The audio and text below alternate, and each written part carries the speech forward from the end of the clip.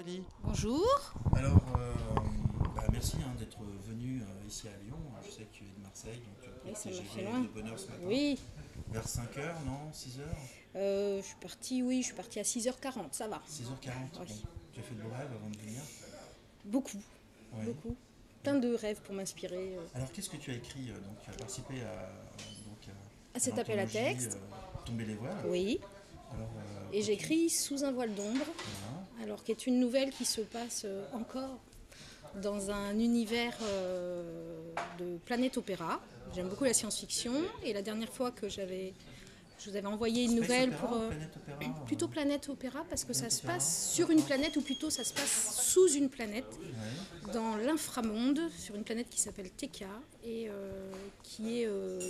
dont la surface est largement irradiée par un soleil qui est malade à cause d'une exploitation qui a été faite et surtout à cause de déchets qui ont été envoyés en tant que... Il a du mal à digérer le fer, ton soleil. Exactement, il est tombé malade à force de servir de centrale de dépollution galactique. D'accord. Et donc les gens étaient obligés de s'enterrer et de vivre sous terre.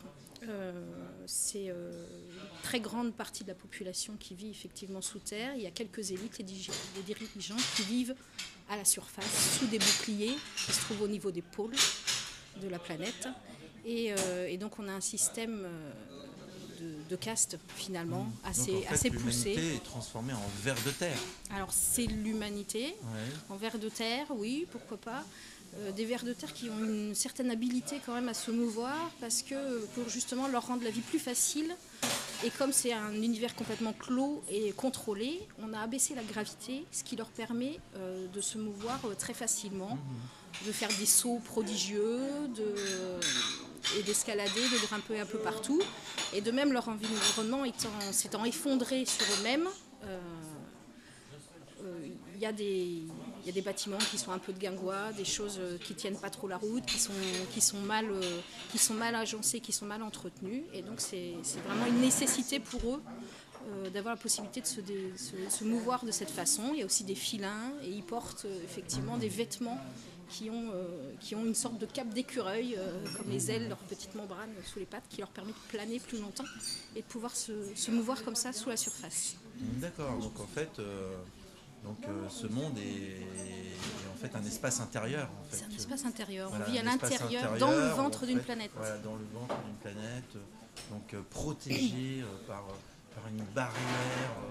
Alors c'est carrément la surface en fait. La Terre a été digérée, les bâtiments se sont enfoncés, on a reconstruit par-dessus D'accord. des voûtes et on a pilé des détritus pour protéger les gens des radiations et des rayonnements du soleil. Mais donc ils vivent sans soleil, dans un environnement contrôlé.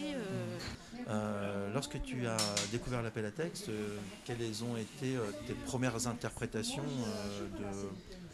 de l'appel à texte, de Tomber les voiles donc tu avais déjà cet univers, tu as déjà Alors travaillé. cet univers, c'est une idée que j'ai eue il y a bien longtemps, qui fait partie des idées que j'ai dans ma boîte à idées.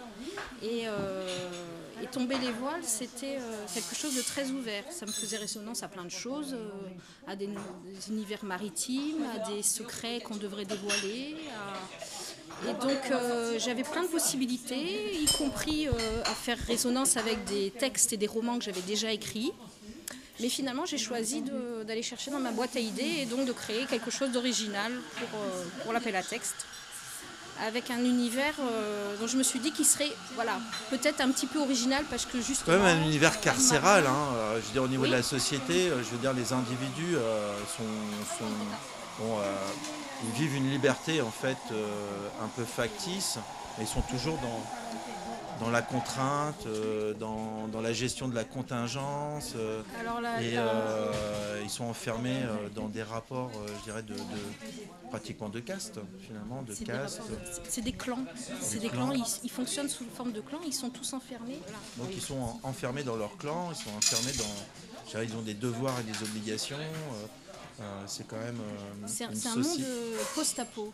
Donc Ouais. ils ont connu l'apocalypse. Et ça a été un tel bouleversement au niveau sociétal que que les clans familiaux, ça, ou plutôt que la famille, voilà. a été complètement Mais c'est déstructurée. un Et univers pour fermé, recréer- c'est-à-dire oui, qu'il n'y a pas d'espoir, ils sont obligés de c'est se... c'est fermé, mais c'est fermer. étendu sur une surface extrêmement grande. Donc ils Ouais. ont quand même la possibilité de se mouvoir et de se mouvoir en 3D, ce qui est différent un peu de notre, Bah oui, parce que notre nous, vie en on- surface nous, on collée au bouge en sol. 2D, c'est vrai, tu as raison. Exactement. Voilà, c'est Donc ça. ils sont pas si enfermés que ça. Mais Ouais, par d'accord. contre, le joug de la société est important parce qu'effectivement, ça fonctionne sur un système de clans et très hiérarchisé, avec vraiment une chaîne de commandement qu'il faut respecter. Oui, c'est-à-dire, Et voilà, c'est un monde assez dangereux parce qu'en s'enterrant, ils ont rencontré on sent quelque chose quelque part- d'étrange. On sent quelque part justement qu'il y a ce besoin en fait de cette élite de contrôler leur population, vraiment de la contrôler le plus possible. J'aurais plutôt tendance à penser que les élites dont je parle et qui sont à la surface contrôlent assez peu ce qui se passe en dessous. Et que c'est vraiment les chefs de clan qui contrôlent les choses, contrôlent les ainsi choses. que les prêtres, Ouais. qui ont une certaine influence. Et sinon, c'est le milieu qui va avoir une impose, influence, voilà. qui impose un, L'environnement impose ses contraintes. exactement l'environnement. Et ce qu'ils ont découvert, effectivement, cette chose un peu mystérieuse qu'on appelle les ombres, et qui fait l'objet de la nouvelle et qui fera évidemment l'objet du roman. Donc, ouais, j'ai perdu le fil, hein. Tu vois, on perd le fil. Alors, Je parlais des ombres, on a fait Ouais. le tour là, faut pas trop qu'on dévoile trop, il ne non? faut pas trop qu'on Si, dévoile. Hein, je dis juste, cet univers, après, il faut bien qu'ils lisent. particulier. Ouais. L'univers, je vais pas en dire plus. Sur la nouvelle, bon. Bah, parle-nous un peu de toi, tiens. Alors, Ellie, qu'est-ce que tu fais, toi je veux dire, De quoi je parle? tes dernières publications. Mes dernières publications, non, je vais parler de mes futures publications parce que c'est plus intéressant. Ouais. Alors, j'ai participé à un appel à texte au Chat Noir. Il va y avoir donc une anthologie avec une de mes nouvelles sur un thème qui était le bal masqué, donc ça c'est sympathique. Et puis ma grosse nouvelle, c'est la sortie d'un roman jeunesse chez Tu sais que Maillard. j'aurais adoré assister au bal des folles, moi. J'aurais adoré. Ben là, c'était pas ce genre de bal. Et donc, en ce qui concerne ce roman, c'est plutôt jeune adolescent et on est aussi dans un contexte un peu SF, un peu futuriste et policier. Donc, ça fait résonance finalement encore à l'univers de Sous un voile d'ombre, puisqu'on suit un enquêteur aussi dans ce cas-là. D'accord. Et donc, tu seras avec nous au Salon du Livre, alors Oui. au Salon du Livre de Oui, Paris. avec plaisir. Ouais. Pour présenter l'entour, pour signer des livres, pour en parler.